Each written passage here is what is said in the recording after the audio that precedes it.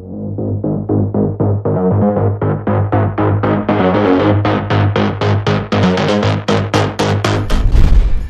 na ang mga malalaking balitang Central Luzon ngayong araw.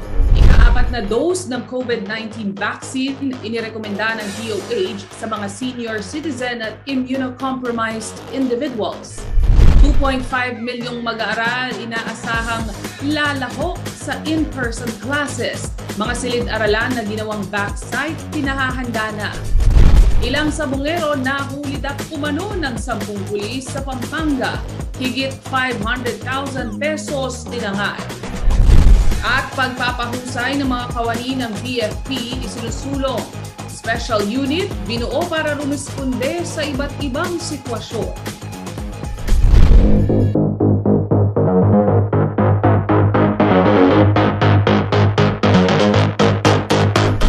Magandang araw mga karehiyon, ako si Nicolette Henson Hizon. Oras na para sa mga maiinit na balitang Central Luzon.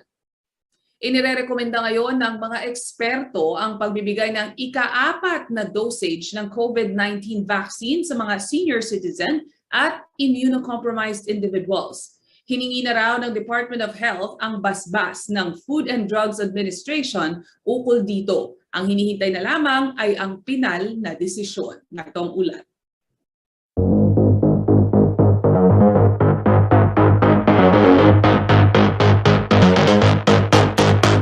Inirekomenda ng Vaccine Expert Panel ang pagbibigay ng ika-4 na dose ng bakuna kontra COVID-19 sa mga senior citizen at immunocompromised individuals sa katagalan. Sinabi ng isang opisyal nitong Martes, March 22, na nagsumiti ang Department of Health sa Food and Drug Administration o FDA ng aplikasyon para makapag-administer ng 4th dose ng COVID-19 vaccine. Ayon kay Undersecretary Maria Rosario Vergere, hinihiling nila ang pag-amyenda sa Emergency Use of Authorization na isamang 4th dose para sa mga senior citizens at immunocompromised individuals. Hihintayin daw ng DOH ang desisyon ng FDA tungkol dito at saka raw nila pag-uusapan ang posibleng rollout ng ika-4 na dosage.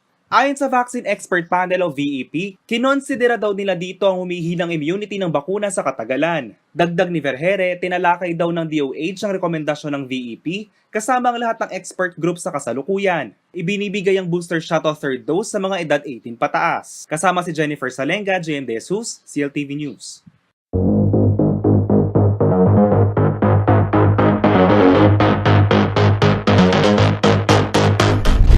Sa ilalim ngayon sa pagsasanay ang mga kawani ng Bureau of Fire Protection sa lalawigan ng Nueva Ecija upang higit na mapabuti ang kanilang pagresponde sa iba't ibang sitwasyon. Nagpaalala naman ang mga bumbero na regular na ipasuri sa mga eksperto ang mga electrical connections sa bahay at mga establishments upang maiwasan ang sunog. Narito ang report.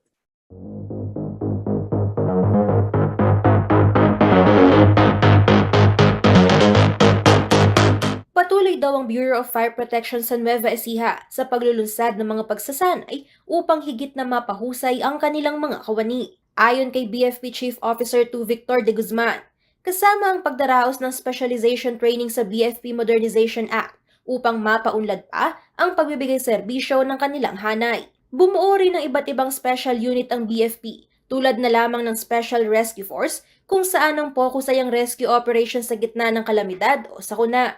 Mayroon ding emergency medical services na pangunahing tungkulin ng pagbibigay lunas at ang Fire Arson Investigation Unit na nangunguna naman sa investigasyon sa mga major fire incidents. Ayon kay De Guzman, nasa 30 personnel mula sa buong lalawigan ng kasalukuyang nasa gitna ng pagsasanay. Maliban sa trainees, kasama sa naturang batas ang pagbili ng mga bagong kagamitan at pagpapasaayos ng mga himpilan ng BFP.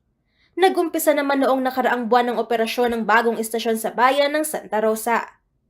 Samantala, nagpaalala naman ng kagawaran sa publiko na mahalaga ang regular na pagsusuri ng electrical connection sa mga tahanan at establishmento. Problema raw kasi sa electrical connections ang karaniwang sanhi ng sunog na kanilang naitatala. Ngayong nagsimula na nga ang panahon ng tag-init, dapat daw iwasan ng sabay-sabay na paggamit ng mga appliances o octopus connection, gayon din ang paggamit ng mga substandard na kagamitan.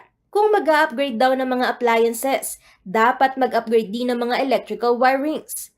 Kasama na rito ang pagpapakonsulta sa mga lisensyadong electrical engineering o electrician upang makasiguradong ligtas at walang aberya ang mga kable ng kuryente na maaaring maging sanhi ng sunog sa bawat tahanan o establishmento. Umabot na sa 48 fire incidents ang naitala ng BFP sa Nueva Ecija. Kabilang dito ang structural, residential, bodega at mga commercial establishments, samantalang hindi pa kasama sa naturang bilang ang insidente ng grass at forest fire. Angelica Cara, CLTV News.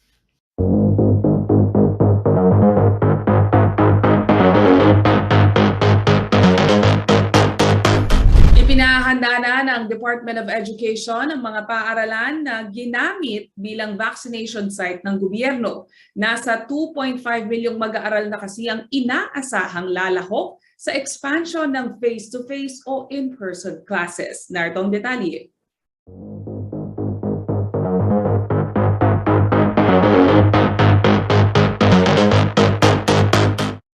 Dapat na raw makipag-ugnayan ang mga regional offices ng Department of Education o DepEd at concerned schools sa mga local government units o LGU para sa pagbabalik sa mga school facilities na ginamit bilang vaccination sites. Ayon kay DepEd Assistant Secretary Malcolm Garma, dapat maging available na raw ang mga paaralan para sa progressive expansion ng face-to-face classes.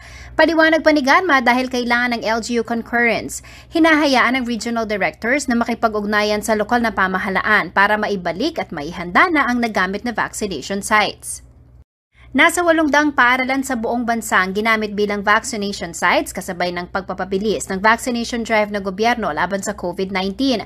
Ayon pa kay Garma, mahigit 7,000 paaralan na ang nagpatuloy sa kanilang in-person classes, habang nasa 14,000 na iba pa ang nakapasa na sa Safety Standards Assessment. Nasa 2.5 milyong estudyante naman ang nakikitang makikibahagi sa expanded in-person classes. Dagdag pa ng DepEd, tanging sa mga guro lamang mandatory ang vaccination. Hindi raw required ang pagbabakuna, ngunit importante at hinihikayat pa rin nila na mabakunahan ang mga batang lalahok sa face-to-face classes. Magpapatuloy din daw ang hybrid modality sa pamamagitan ng online classes o ang paggamit ng modules, kahit pa mayroon ng pagpapalawig ng face-to-face classes. Jennifer Salenga, CLTV News.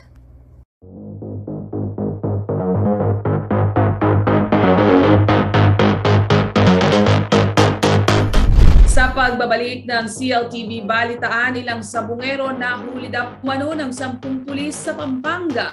Higit 500,000 pesos tinangay. At 1 million peso financial grant, 4-wheel truck ibinigay ng DA sa Rise Up Farmers Incorporated. Manatiling nakatutok para sa iba pang mga naunang balita ngayong araw.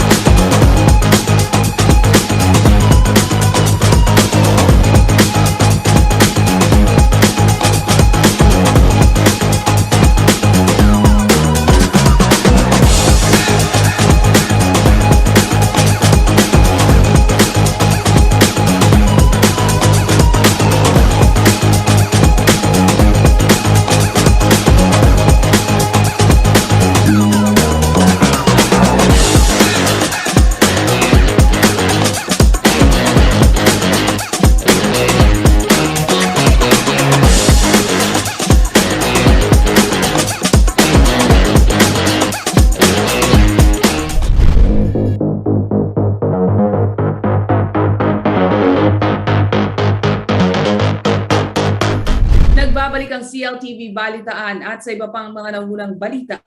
Iniimbestigahan ngayon ang 10 tauhan ng Intelligence Department ng Pampanga Provincial Police matapos magsagawa umano ng moro-morong panghuhuli sa ilang sabungero sa bayan ng Bacolor. Ayon sa mga nabiktima, aabot sa kalahating milyong piso ang tinakay ng mga alagad ng batas. Kasama na rito ang ilang alahas gaya na lamang ng wedding ring at kwintas. May exclusive report si Paulo G. Santos.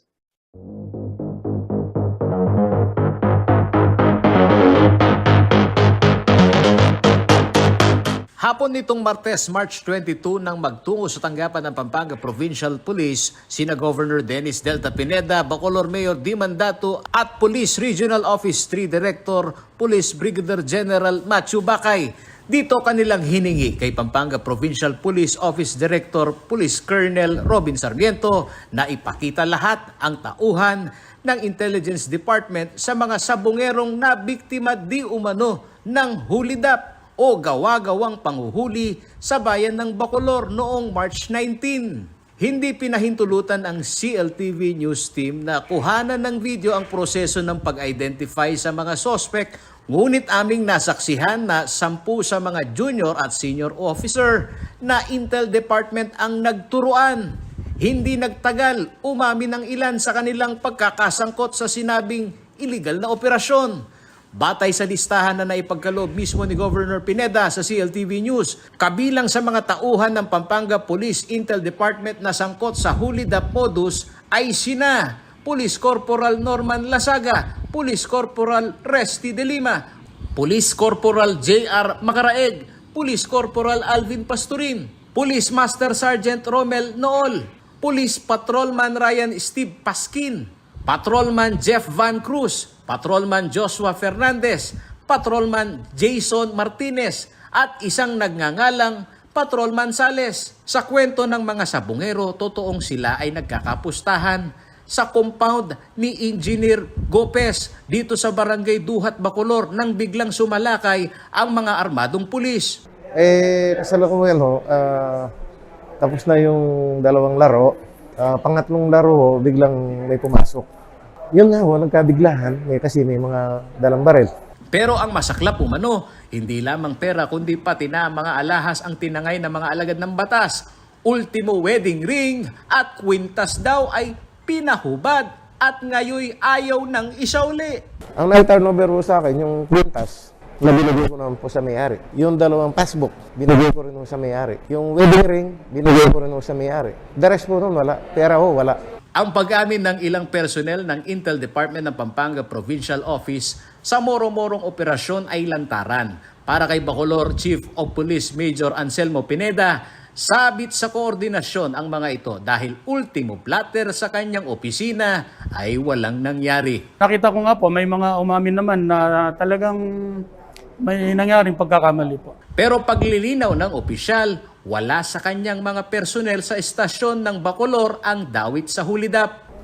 Yung moro-morong operasyon, pagka ho sinabi natin hulidap, ito ho yung hindi ho ibinlater at ito ho ay walang kumpas ng inyong opisina, tama? Hindi ko po opisina yung nag-operate noon kasi ako po ang hepe ng Bacolor Police Station. Ang nag-operate po nito ang Provincial Intelligence ng Pampanga. Para kay Pampanga Police Director Police Colonel Robin Sarmiento, hindi naman siya naniniwalang hulidap ang nangyari. Hindi naman umano kasi hinuli ang mga sabungero at paliwanag sa kanya ng kanyang mga tauhan ay revalidation lamang ang ginawa ng mga yon. Actually, walang hinuli kasi, no? Walang hinuli. Ang kwan dito, sabi nila, kaya hindi nila hinuli, hindi pa rin nagko-consummate yung pasabong. Ang dumating sila, wala pang nagsasabong. Initially, yun nga ang target nila ron na binabalidate kung meron ba talagang tupadang nangyayari. Sa paliwanag na ito ng opisyal, amin ring inusisa sa kanya kung pasasaan ang intervention ng gobernador at alkalde sa kumprontasyon na nangyari na may pag-amin sa kamalian ng operasyon. Confrontation with Governor Pineda, merong mga umamin at may kinuhang pera. Yun nga yung sinasabi na kwan, pero yung nga sinasabi din nung pinangahawakan nila, pinaninindigan yung hindi daw ganun kalaki yung pera na nandoroon. Kano daw kinuha ba, sir? Nawawala. Hindi rin nakita sa akin, hindi ko rin nakita kung ano yung sinabi nila kay Governor, yung mga nawalan. milyon daw, sir. I'm not sure, hindi ko maanuan. Salita niya ni Colonel Sarmiento, may due process na pagdadaanan ng kanyang mga nasabit na tauhan. At sa usapin naman ng track record ng mga ito, isa lamang umano ang may pending na admin at criminal case na countercharge din sa complainant na si Police Corporal Alvin Pastorin, ang bumaril at pumatay na pulis sa binatilyong nakaalitan sa talpakan sa Bacolor. Meron pala isa, yung issue nung nangyari sa Bacolor.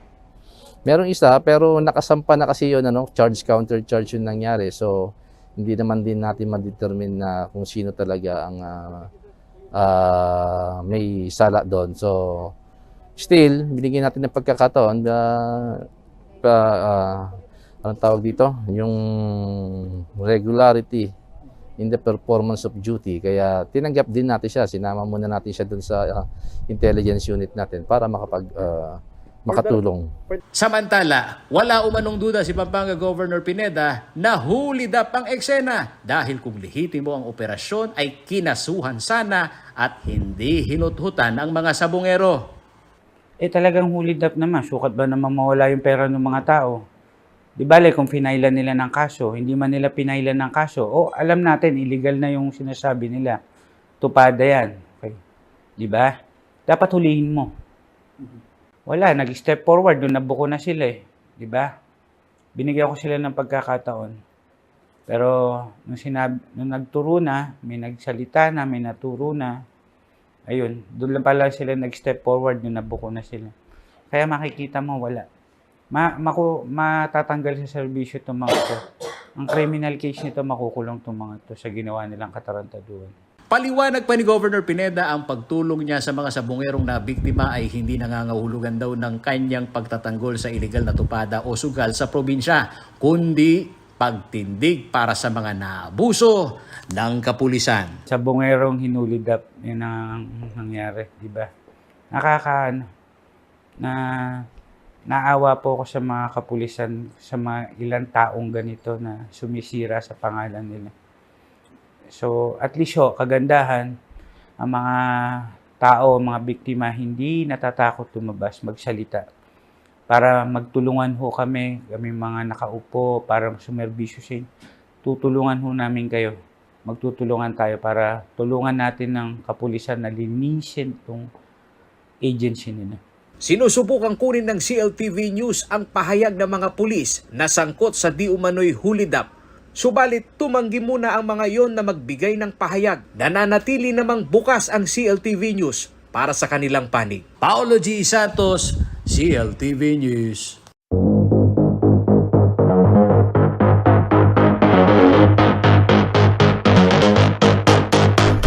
Isang four-wheel truck na nagkakahalaga ng higit 1 milyong piso at 1 million pesos na financial grant ang ipinamahagi ng Department of Agriculture sa isang grupo ng mga magsasaka sa Florida Blanca, Pampanga. May detalye ng balitang yan si JM De Jesus.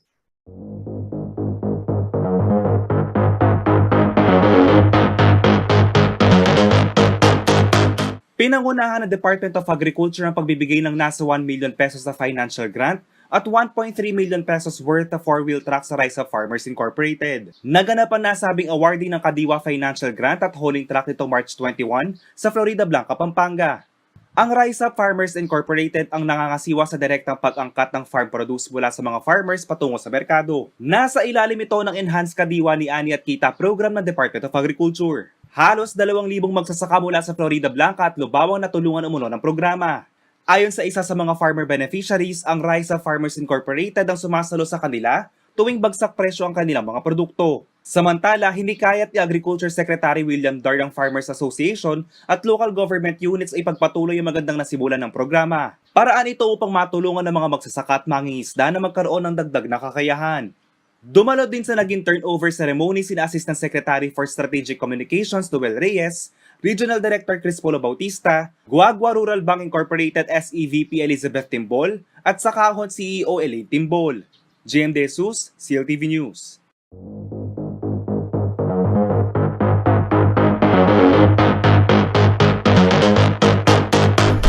Sa pagbabalik ng CLTV Balitaan, PNP Highway Patrol nagbabala sa publiko ukol sa iba't ibang uri ng carnapping. At allowance para sa mga TESDA scholars ipamamahagi via online cash app. Manatiling nakatutok at magbabalik ang CLTV Balitaan.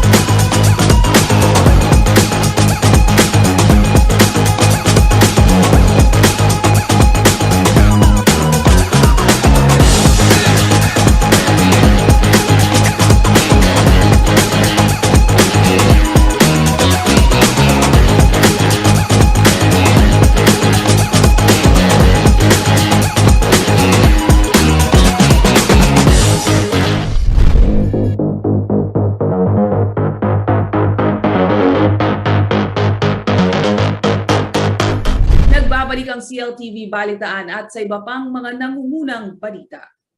Nagbabala ang PNP Highway Patrol Group sa publiko kaugnay ng iba't ibang uri ng carnapping. Bagamat hindi na raw bago ang mga modus na ito, marami pa rin sa ating mga kababayan ang nabibiktima. May detalye si Felix Barrios.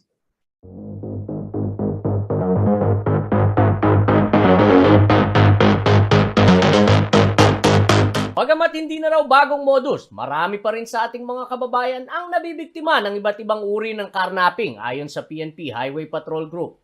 Ito raw ay maituturing na technical carnapping kung saan hindi puwersahang ninanakaw ang sasakyan kundi pinaiikot ang ulo ng biktima para matangay ang bihikulong pinaghirapan. Kabilang daw dito ang rentangay modus kung saan ipinaparenta ng may-ari ang sasakyan, ipapasa naman ng kawatan na rumenta sa isang agent upang maibenta ito sa ibang tao.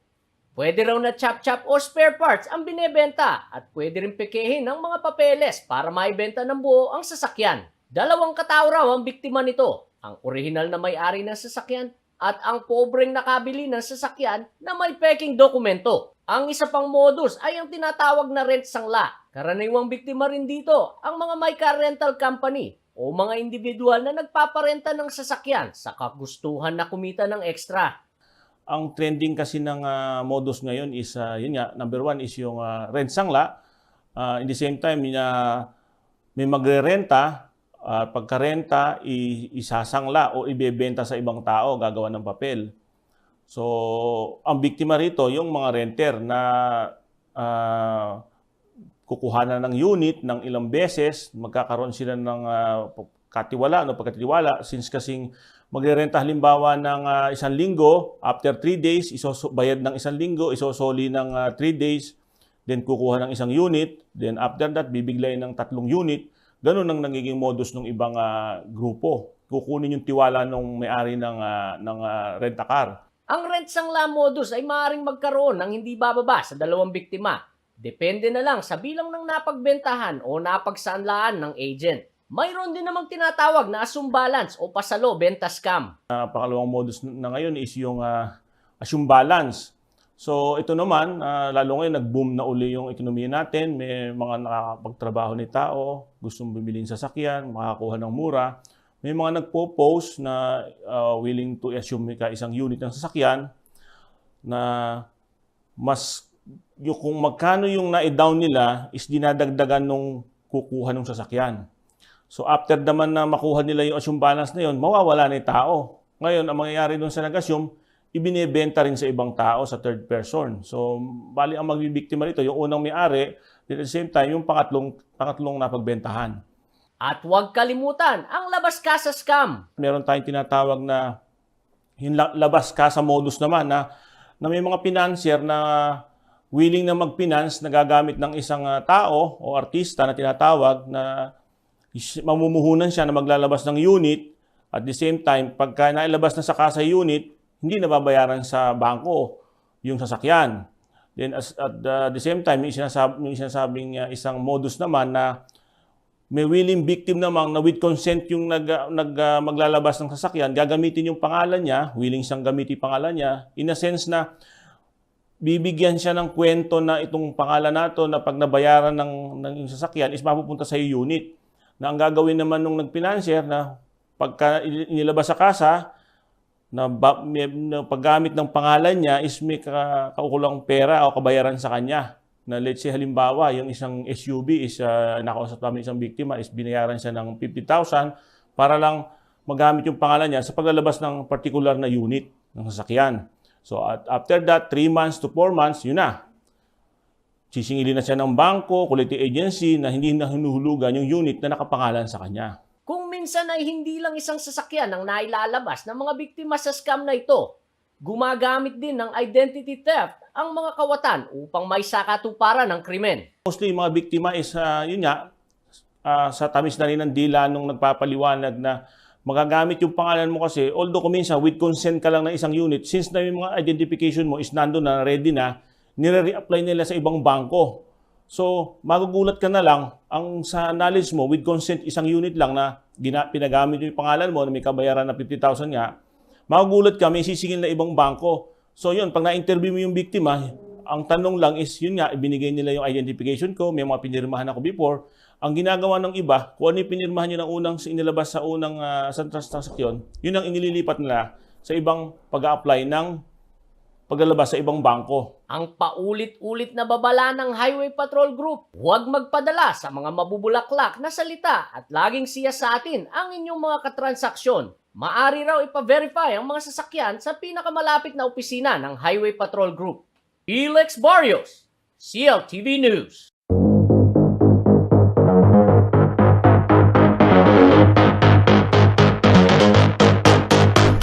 Opisyal na ang inilunsad ng TESDA at GCash sa ilalim ng G-Exchange Incorporated ang kanilang partnership para sa pamamahagi ng mga allowance ng TESDA scholars sa buong bansa. Isang seremonya ang pinangunahan ni TESDA Secretary Isidro S. La Peña kasama ang ilang opisyalis ng TESDA at GXI ngayong March 23. Present din sa naturang aktibidad ang 50 na scholars sa TESDA Women's Central, Tandang Sora at Quezon City, 25 scholars mula sa NCR at 30 scholars mula sa Region 4A. Matatandang nagkaroon na ng pilot testing ang nasabing online allowance distribution sa National Capital Region, Region 4A, 7 at 11 noong nakaraang taon. Ayon kay Lina C. Sarmiento, Deputy Director General for TESDA Operations, isa itong paraan upang magkaroon ng contactless transaction at maiwasan ang posibleng pagkalat ng COVID-19. Mayroong 2,433 enlisted scholars ang TESDA na posibleng maging kliyente ng GCash. Paano ba natin ibibigay yung mga allowance? Bawal lumabas, mahirap ang sasakyan, and then mahirap yung face-to-face.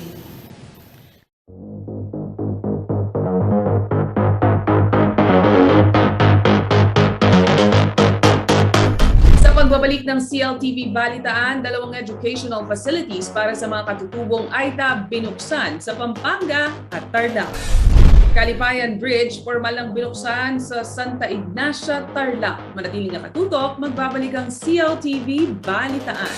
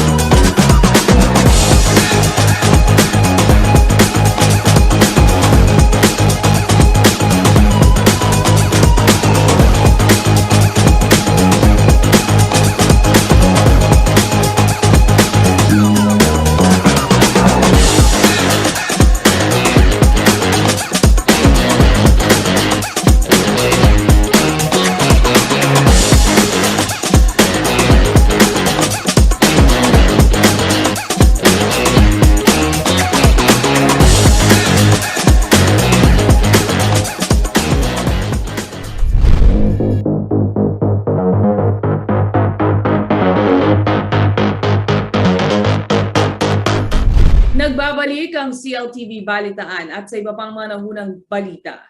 Popcom on Wheels inilunsad sa Zambales. Mga kababaihan sa Tarlac City nabigyan ng libreng culinary training course at District Hospital at State University itatayo sa Morong, Bataan. Ang detalye ng mga balitang yan sa CL News Express.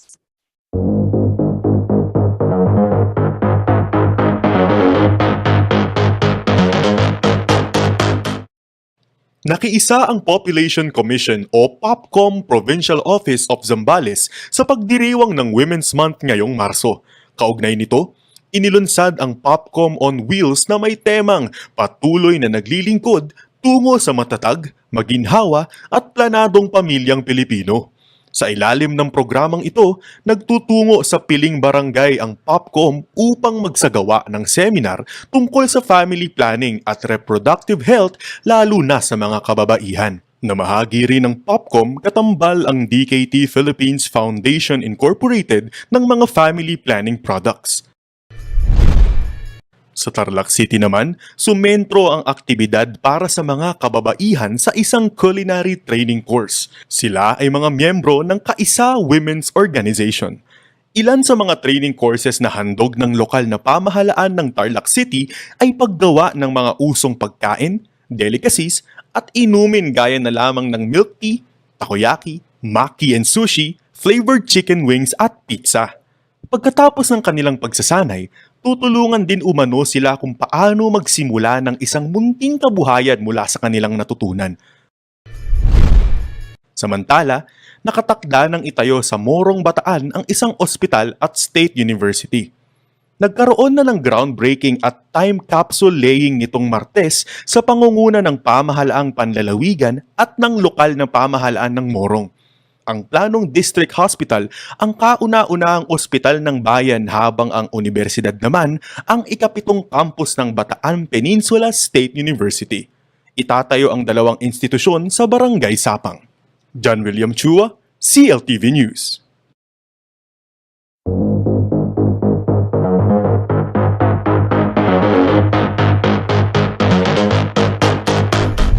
Dalawang education facilities na naglalayong tulungan ng mga katutubong AITA ang binuksan sa bahagi ng Clark Freeport na sakop ng Mabalacat, Pampanga at Bamban, Tarlac.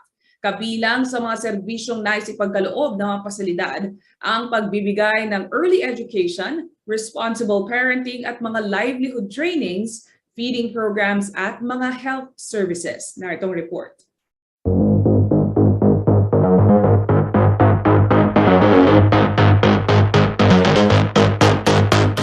Nagbukas ng 2 educational facilities sa Mabalacat, Pampanga at Bamban, Tarlac ang Clark Development Corporation o CDC kasama ang Bloomberry Cultural Foundation Incorporated at ang Philippine Amusement and Gaming Corporation o PAGCOR.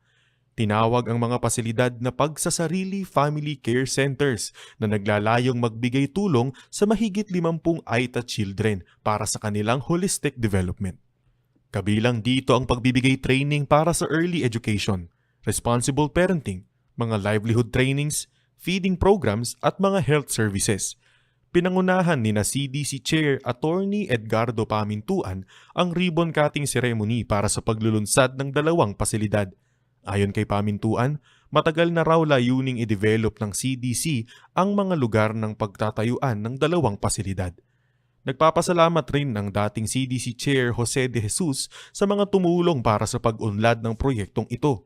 Ayon kay De Jesus, naging posible raw ang pagpapatayo ng mga preschool project dahil na rin sa pagsuporta ng iba't ibang magulang at ang pamunuan ng Clark Development Corporation.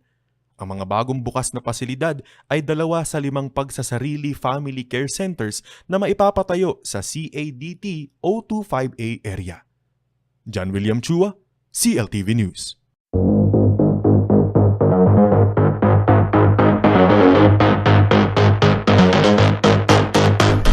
Formal na ang binuksan sa bayan ng Santa Ignacia, Tarlac ang Kalipayan Bridge. Ang naturang istruktura ay magdurugtong sa mga agricultural barangays ng naturang bayan. May detalye mula kay John William Chua.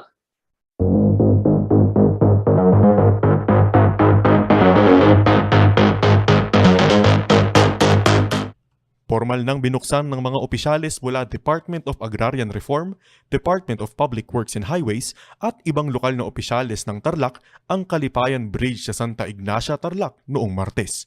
Ang 14.5 milyon na tulay sa Santa Ignacia, Tarlac ay nag-uugnay sa mga agricultural barangays ng San Sotero, Kalipayan, Timaguab, Kabubugan at Kaanamongan. Sinabi ni DAR Secretary Bernie Cruz na ang bagong gawang tulay ay proyekto sa ilalim ng programang Tulay ng Pangulo para sa Kaunlarang Pang-Agraryo na ipinatupad ng DPWH Regional Office 3. Naglalayo ng proyektong ito na makatulong sa tinatayang 1,170 agrarian reform beneficiaries mula sa Kapit-Bisig Agrarian Reform Community sa pagdadala ng kanilang mga naani sa mga malalaking syudad sa Central Luzon. Sinabi ni DPWH Central Luzon Regional Director Roseler Tolentino na ang double-lane 45.60 linear meter ng Kalipayan Bridge ay mayroon 105.5 linear meter approach sa magkabilang dulo at itinayo gamit ang French Universal Bridge Technology. John William Chua, CLTV News.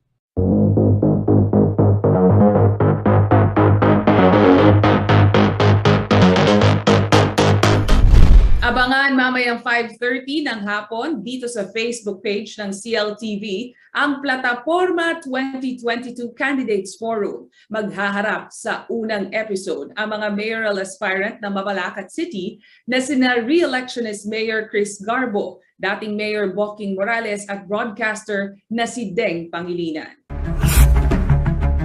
Plataforma Election 2022 Candidates Forum. Unang sasalang sa harapang bukas sa mamamayan ng siyudad ng Mabalacat. Incumbent Mayor Crisostomo Garbo. Kung talagang dadalo lahat. Huwag pong yung pag hindi tumalo yung isa, hindi na po dadalo yung isa. Former Mayor Marino Boking Morales. And dapat you have to have the moral courage to answer all questions. Broadcaster Diosdado Deng Pangilinan. Kung yung mga ibang mga kandidato ayaw nilang dumating, sa palagay ko baka meron silang tinatago. Babalakeños, tutukan ang pagharap ng 3 kandidato para sa alkalde ng syudad. Huwebes 24 ng Marso, alas 5:30 hanggang alas 7 ng gabi, live sa CLTV Facebook page.